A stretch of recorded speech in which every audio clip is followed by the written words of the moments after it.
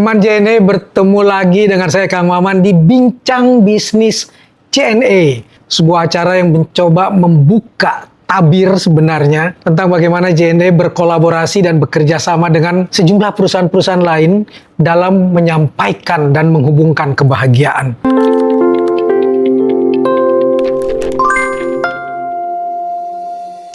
Ada satu hal yang menarik yang membawa saya terlontar ke masa lalu. Saya beruntung tahun 1991, 1992 mendapat rezeki bisa menunaikan ibadah haji ke Tanah Suci. Dan di sana saya bertemu dengan seorang sahabat yang kemudian menjadi sahabat saya, seorang yang mengajarkan saya tentang kesantunan, menghormati sesama. Aktor besar saat itu, peraih Piala Citra, Mas Didi Petet. Kami selalu bertemu di Asisia Mekah.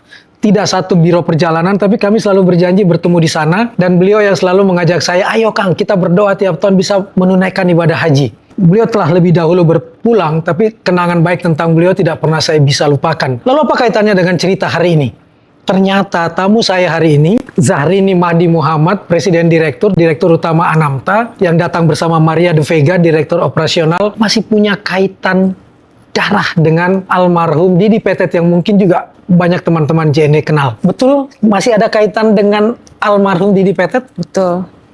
Jadi beliau itu, saya sebut beliau panggilannya Eyang Didi. Eyang Didi. Jadi dari hubungannya dari keluarga ibu saya. Iya. Dan cukup dekat.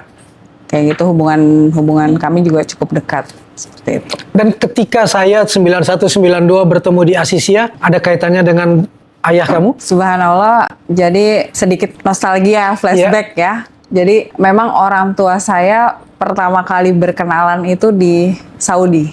Kayak Bisa gitu, ibu dan bapak bertemu di Saudi? Iya, bertemu di Saudi. Jadi di saat pertama kali ibu saya melaksanakan haji, kayak gitu. Tahun?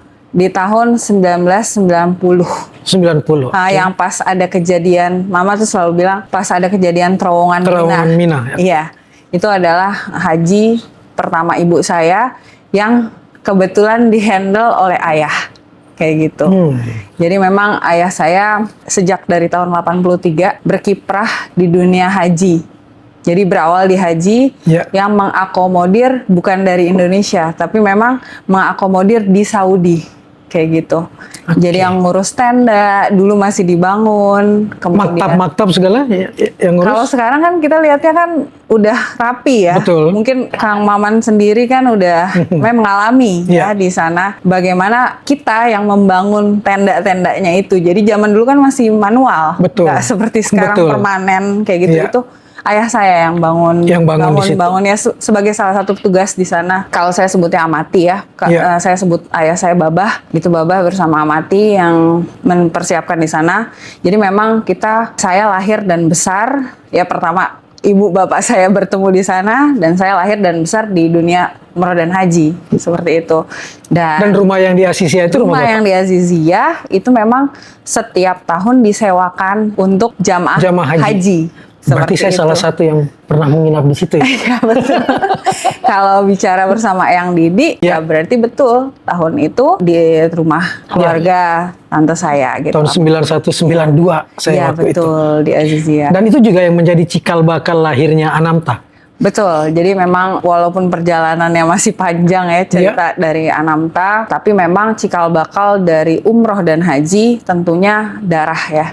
Tadi yang mungkin Kang Maman sampaikan memang dari ayah yang memang sudah berada di bisnis umroh dan haji, keluarga ayah terutama, dan kita semua level keduanya juga istilahnya level anak ponakan ya, itu semua berkiprah hampir sebagian besar biro di perjalanan umroh haji. Walaupun kami punya path masing-masing, itu dengan ciri khas kami masing-masing kayak gitu, tapi memang cikal bakalnya keluarga kami dari sana. Di dunia perjalanan ibadah spiritual ini. Betul. Ibadah umroh dan haji. Betul. Lalu filosofi apa yang dibawa oleh Anamta? Kalau saya karena memang dari awal, dari lahir, itu istilahnya dari saya kecil ya, saya udah ngikutin gitu di dunia umroh dan haji. Yang pertama, dunia umroh dan haji itu sempit. Jadi dulu tuh nggak seperti sekarang yang niche market banget ya? Iya, benar-benar cuma travel cuma beberapa. Jadi orang yang ada di dunia umroh haji tuh sempit. Jadi itu aja. Saling kenal satu sama lain. Kenal satu sama lain. Jadi dunianya tuh sangat sempit. Yang saya lihat kalau nauzubillah min zalik ya,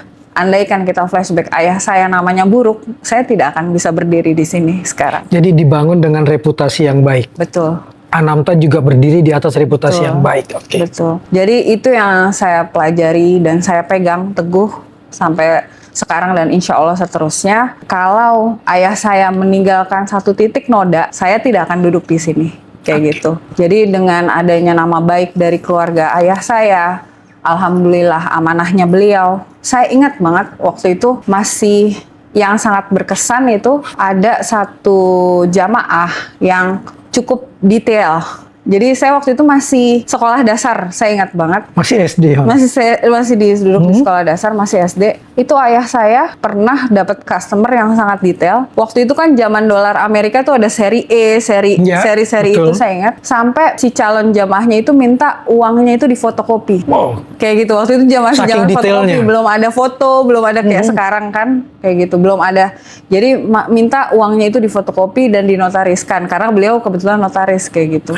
Ketika membayar itu. Jadi kalaupun misalnya ada terjadi sesuatu kendala, saya maunya uang saya yang sama itu dengan seri yang sama kembali kayak gitu. Dan kadar Allah waktu itu sempat terjadi tidak berangkat karena yang namanya haji ya, bisa ada satu dan lain hal, dikarenakan belum terbitnya visa, dikembalikan oleh ayah saya uang yang sama kayak gitu. Dan itu dijaga betul sama ayah. Betul dijaga. Jadi, dan filosofi itu yang dijaga betul oleh Anamta. Iya, jadi saya benar-benar dari situ tuh bikin pelajaran besar buat saya. Apapun yang terjadi ya kita harus betul-betul sangat transparan gitu. Dan ya mudah-mudahan ini bisa menjadi dasar bahwa apapun yang saya hadapi dengan kondisi sekarang ya dengan berbeda, tapi kita tetap dengan komitmen yang istilahnya tidak akan keluar dari jalan yang amanah tadi itu. Seperti itu. Yang sudah disepakati bersama dari awal. Iya. Lalu tiba-tiba berjodoh dengan JNE sejak tahun 2018. Dan berlanjut sampai sekarang. Alhamdulillah. Bisa diceritakan nggak bagaimana pertemuan itu? Ya, awal pertemuan memang ada dari salah satu tim kami yang menyampaikan bahwa JNE ini memberangkatkan setiap tahun seperti itu, dan kami mencoba untuk mengajukan dari manajemen kami gitu. Kemudian alhamdulillah berjodoh gitu. Dari awal mungkin kalau kita ingat cuman baru dari JNE nggak sampai 30 ya. Nggak sampai 30 gitu jamaahnya. Di 2018. Tidak penuh satu bis gitu. Dan alhamdulillah meningkat setiap tahun jadi 40 ya, satu bis, kemudian 2 bis, kemudian 3 bis. Sekarang alhamdulillah sudah total berapa bis jadi kita hari tahun ini? 6 batch. Ya, 6 kali pemberangkatan. Dan yang lebih dari 10 bis kemarin sudah berangkat di September 2 bis. Yeah. Oktober 2 bis, insya Allah tanggal 14 November nanti berangkat 2 bis. Kemudian di Desember 2 batch itu batch terbesar 7 bis. Jadi 4 bis di tanggal 3 Desember, 3 bis di tanggal 6 Desember, dan di Januari itu 2 bis lagi. Mbak Maria, kira-kira layanan seperti apa yang membuat kemudian hubungan dengan JNE tetap baik dan berlanjut dari 2018 sampai sekarang misalnya? Adakah sesuatu yang selalu diberikan yang baru sepanjang tahun, atau saya nggak tahu, Anamta memberikan apa pada JNE? Kalau dari kami sih yang jelas kami selalu memberikan pelayanan yang maksimal ya untuk JNE, dan juga sebetulnya ini tuh bukan berlaku hanya khusus untuk JNE, tetapi semua jamaah tanpa kita pandang bulu siapapun itu kami akan memberikan pelayanan yang maksimal. Terus kita kalau dari JNE sendiri, karena kita ini ya ibaratnya kayak kontrak ya, karena perusahaan, jadi kita memang sudah disepakati dari awal secara keseluruhan. Layanannya itu apa aja, servis yang akan kita berikan, fasilitasnya yang akan diberikan itu apa saja. Dan insya Allah benar-benar kita penuhi. Jadi ibaratnya kayak sekarang kita diminta untuk memberikan pesawat direct tanpa transit. Jadi memang dari awal kita sudah blok untuk itu. Kita tidak akan memberikan pesawat transit, meskipun transit itu kita informasikan landing Madinah atau apa gitu. Kita karena di awal memang sudah disepakati tidak mau, ya udah kita benar-benar kasih itu gitu. Terus hotelnya juga bagaimana, dan bahkan biasanya dari Anamta itu memang kita benar-benar maksimalkan itu. Semisal kita mau kontrak hotel seperti apa, kalau bisa kita berikan lebih gitu untuk JNE. Karena kan memang kita juga dari awal sudah tahu ya jumlah jamaahnya berapa. Jadi dari awal kita sudah bisa booking lebih awal di sananya. Apapun yang bisa kita berikan plus-plusnya itu akan kita berikan ke JNE. Jadi komitmen kami yang memang benar-benar kami jaga. Apalagi ini untuk perusahaan yang tentunya tidak langsung dirasakan ke karyawannya saja, tapi juga secara manajemen kan juga harus ada pertanggungjawaban ya dari JNE juga. Jadi itu yang benar-benar kami jaga. Mbak Syahrini, kan kalau kita lihat jenis pelayanan ada kan yang ditawarkan, ada paket ini sudah ditentukan oleh Anamta misalnya. Tapi juga ada layanan lain yang klien maunya apa ya? Betul. Jadi kalau corporate itu kita punya ataupun custom, kita bicaranya sebagai custom, itu punya kebebasan untuk mereka mau memilih fasilitas, standar, budget yang memang sesuai dengan kebutuhan mereka, kayak gitu. Jadi ada batas minimal berapa orang? Tidak. Kita melayani berapapun. Satu orang pun kita layani ya, Bu. Dan dia minta aturan seperti itu, layanan seperti itu, hotel tertentu, pesawat direct atau tidak, itu dilayani. Dilayani. Kenapa harus ditolak? Bicara untung rugi. Kita bicara standarnya budget atau fasilitas. Kan kita bicara seperti itu. Kalaupun misalnya secara fasilitasnya itu punya gambaran budget, oke, kita akan sesuaikan dengan itu. Jadi di sini kan fungsinya diskusi. Kami kan melayani. Kami kan pelayan, kayak gitu. Setinggi apapun jabatan di Anamta ataupun di perusahaan umroh haji, kita semua melayani. Kita semua pelayan, kayak gitu. Pelayan dari tamu-tamu Allah. Jadi harus bisa mengakomodir sesuai dengan kebutuhan yang dibutuhkan oleh calon tamu-tamu Allah. Jadi seperti ini, kalau sebelum ada ini ya, sebelum ada keramaian umroh mandiri ini ya, sebetulnya dari Anamta ini sejak lama kami memang membuka paket custom. Apa sih paket custom itu gitu? Jadi paket custom itu seperti contoh Kang Maman nih, mau berangkat pribadi sekeluarga, tidak mau digabungkan dengan jamaah lain. Nah, misal maunya saya hotelnya di sini, pesawatnya maunya yang seperti ini, tidak mau transit misalnya. Nah, kita kasih pilihan tuh, mau budgetnya tinggi ya berarti pakai maskapai yang reguler gitu, dengan apa milik negara. Tapi kalau enggak, misalnya kita pakai direct yang low cost. Jadi kita sampaikan semuanya ke jamaah ataupun apa namanya ke customer itu. Jadi tinggal mereka yang memilih maunya seperti apa, mau berangkatnya kapan pun bisa diatur. Kami tinggal kasih pilihannya, pesawatnya apa, schedule-nya bagaimana, mau itinerary seperti apa programnya. Jadi itu bisa dilakukan selama tidak menabrak keaturan ya. Iya, jadi kita bisa aja mau tour yang mau ditambah. Bahkan ada yang waktu itu minta misalnya tambah ke Taif kah, atau misalnya mau sebelum umroh kami mau ke Turki, mau ke Dubai, mau ke Maroko. Silakan, kita bisa aturkan semuanya. Berapa lapis tenaga yang ada di Anamta untuk melayani semua ini? Kalau tenaga kita untuk melayani itu ya, jadi memang kita ada level ya, ada level. Kalau misalnya memang yang agak sulit itu di dalam tanda kutip permintaannya ya, permintaannya agak sulit. Jadi terkadang ada ya memang banyak sekali ya permintaannya. Kayak kemarin kita juga ada private juga ya Bu ya, benar-benar yang budget sekian dengan hotel yang bintang 5, jumlahnya cuma sedikit, terus tidak bisa diakomodir dengan kendaraan besar, dia minta kendaraan kecil.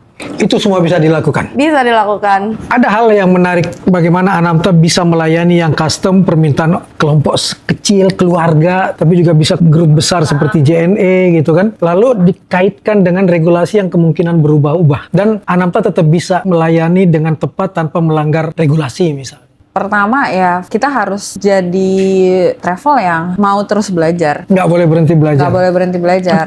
Karena kemunduran itu dimulai adalah di saat dia sudah merasa tidak perlu belajar lagi. Ya. Jadi balik lagi tadi yang seperti Mbak Maria sampaikan ya, bahwa di saat kita melayani paket yang sesuai diinginkan itu sebenarnya semua bisa kayak gitu. Tapi bagaimana kita menghandle yang tadi Kak Mengoman bayangkan, aduh pusing ya kayaknya menghandle satu persatu seperti itu. Tapi balik lagi dengan adanya mengawinkan regulasi dengan kondisi di lapangan, balik lagi komunikasi ke jamaah kayak gitu, bahwa kita ke negara pihak ketiga yang dimana notabene di negara kita sendiri 1 hari peraturan ketok palu hari ini, besok udah ada perubahan. Apalagi kemungkinan itu ada kemungkinan diantisipasi itu ada. terus. Iya, itu pun bisa terjadi. Apalagi ini di negara orang gitu.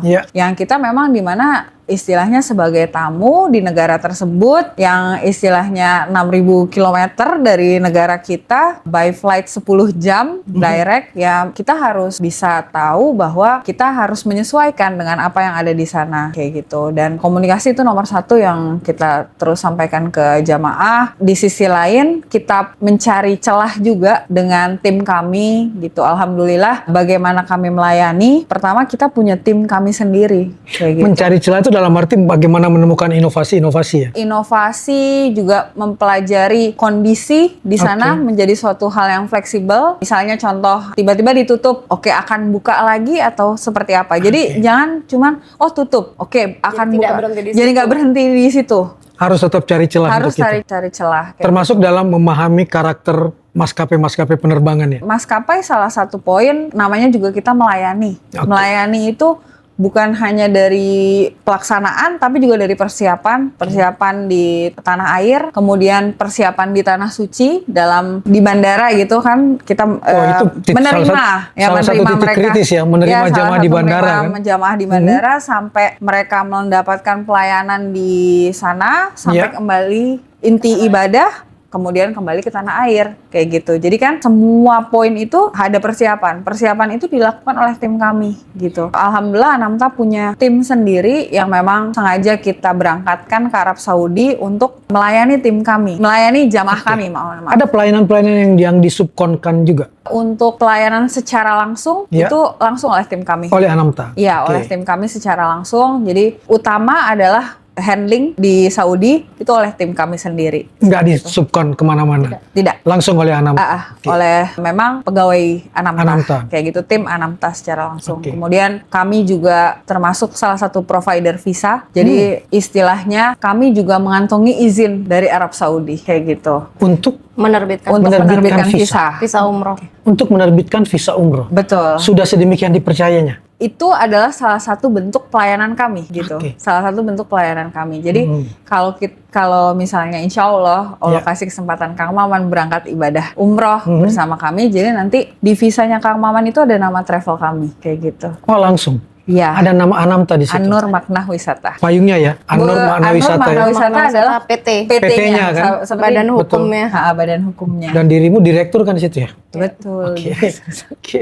Nah, 2013 ada boom nih di bisnisnya JNE, mengangkat merekrut banyak karyawan. 12 tahun kemudian kan mereka sesuai janji JNE yang ditepati oleh JNE yang sudah bekerja 12 tahun Diberangkatkan. mendapatkan Reward. beribadah, yang Islam ibadah umroh, yang non muslim ke Holy Land-nya. Dan itu artinya tahun 2025 ini ada boom nih, ada 1.600 karyawan JNE akan berangkat. Itu kan berarti besar, seperti yang dibilang juga oleh Maria tadi, sekian batch yang harus dilayani untuk JNE saja misalnya.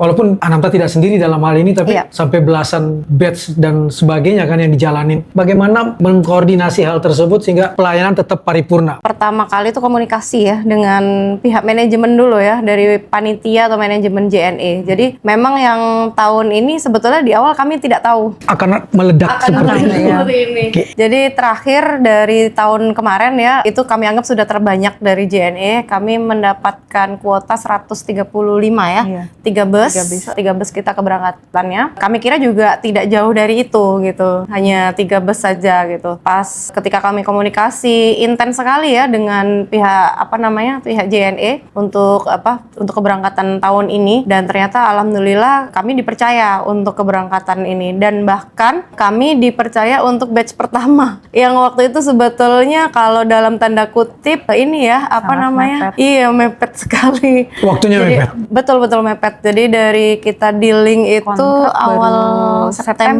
baru September kami diminta untuk memberangkatkan di akhir September. Wow. Dan jumlahnya tidak sedikit. Iya, 90 orang, 2 bus. 2 bus. Harus berangkat, tidak boleh tidak katanya. Jadi harus berangkat karena schedule-nya sudah benar-benar Sudah diatur oleh JNE, betul. ya. Karena kan mereka juga, kami paham juga ya, karyawan yang diberangkatkan otomatis pengaturan cuti dan segala macamnya. Dan alhamdulillah dengan ini ya, dengan izin Allah kami dipermudah dapat tiket di tanggal yang sama, bisa memberangkat dan juga dengan fasilitas penerbangan yang benar-benar mereka minta gitu tanpa kita Mengurus kurangi. visanya yang 90 Betul. dalam waktu mepet, semua yang diminta dipenuhi. Alhamdulillah bisa terpenuhi dengan baik, meskipun ya kayak ini ya, kayak kejar-kejaran waktu ya pas waktu itu gitu. Kalau sekarang sih udah mulai lancar ya dengan keberangkatannya, karena memang dari awal sudah kita atur untuk Sampai Desember nanti ya? sampai Desember, sampai Januari insya Allah. Sampai Januari. Sampai Januari insya Allah. Rata-rata setiap bulan JNE? Mintanya cuma 2 bus aja, jadi 90. 90. Desember saja Kecuali yang paling Desember. banyak. Desember yang akan Desember itu tanggal 3 Desember itu 180 totalnya. wow. Terus tanggal 6 itu 135. Jadi total Artinya JNE menjadi salah satu yang terbesar ya yang dilayani oleh Anamta ya dalam soal jumlah Untuk perusahaan, alhamdulillah di situ. Jadi kami juga benar-benar menghargai komitmen JNE untuk yang memberikan reward ini. Mereka tidak mengurangi. Jadi benar-benar diberangkatkan, janjinya kepada karyawan diberangkatkan sekarang tahun ini 2025 ya benar-benar diberangkatkan gitu. Jadi Nggak kami meleset sedikit nggak pun. meleset sedikit pun. Jadi ini kami juga benar-benar wah, sehebat ini ya JNE ya gitu. Dan di ulang tahun ini saya dengar akan ngasih door prize umroh ya. Belum tahu ini Ibu bagaimana nih. saya siap. Siap insya Allah. Tahun kemarin ya Bu ya, Iya, tahun tahun kemarin kami memberikan door prize umroh 2 ya Bu ya. Iya, dua ini sudah kami berangkatkan bulan Juli karena terlalu lama kalau kemarin menunggu grup rombongan JNE ini. Oh terpisah yang Bisa, dapat jadi kita door berangkatkan prize. dengan jamaah lain. Ini ulang tahun ke-35 JNE 26 November ini akan ada door prize lagi ya? Insya Allah. Alhamdulillah. Ada pengalaman yang menarik secara individual di karyawan JNE yang umroh atau hal-hal lain yang nggak bisa terlupakan selama bekerja sama dengan JNE? Ini kalau pas waktu saya kebetulan, jadi sebelum pandemi memang kita kemarin sempat pandemi ya kejadian, dan kebetulan waktu itu saya ingat banget JNE ini rombongan sudah keluar visa. Iya. Jadi tinggal 2 minggu sebelum keberangkatan, tiba-tiba memang Saudi menutup secara tiba-tiba ya tahun 2020. Udah manasik. Iya. Sudah manasik. Kami pas pada saat manasik waktu itu kami masih berusaha untuk optimis. Jadi menginformasikan ke jamaah, masih berdoa bersama, kita sudah keluar visa, hotel sudah di booking, tiket sudah di-issue gitu kan. Untuk tinggal keberangkatan tinggal 2 minggu lagi. Jadi kita masih berdoa saja ya, semoga benar-benar masih bisa ada kemungkinan untuk dibuka gitu. Jadi memang alhamdulillah waktu itu sudah ada kayak WhatsApp grup ya. Jadi kami sudah ada grupnya WhatsApp, dan ternyata qadarullah memang benar-benar ditutup total sampai 2022 baru dibuka. 2022. Dan itu guncangan besar kan buat biro perjalanan ya. Sangat.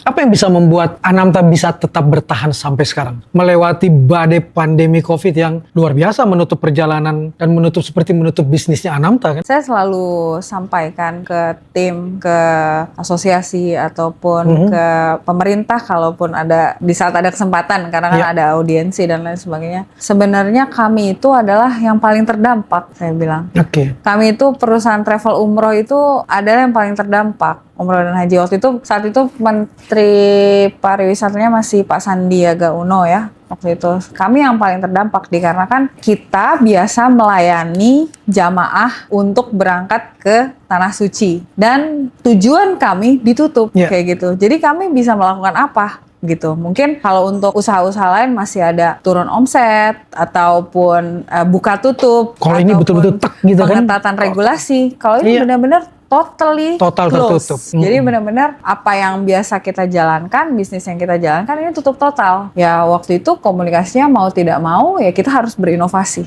Jadi inovasi dikarenakan inovasi darurat istilahnya ya. Inovasi darurat yang memang secara short time kita harus menemukan sesuatu untuk membackup bisnis kita. Kalau kegerus udah pasti semua kegerus ya. Istilahnya aset-aset dan lain sebagainya. Dan di sisi lain ya kita mencoba untuk membackup dengan inovasi-inovasi bisnis. Makanya adalah muncul wisata domestik, kemudian halal trip domestik, halal trip internasional. Jadi di saat itu kita mulai menyesuaikan dengan kondisi pandemi, pasca atau dalam masa pandemi, seperti itu. Itu yang membuat Anamta bisa bertahan. Alhamdulillah, dan juga apa aja kita Dilakukan. jual oleh-oleh dari Arab Saudi, kemudian juga lantai. Waktu itu ramai. Iya, karena ramai.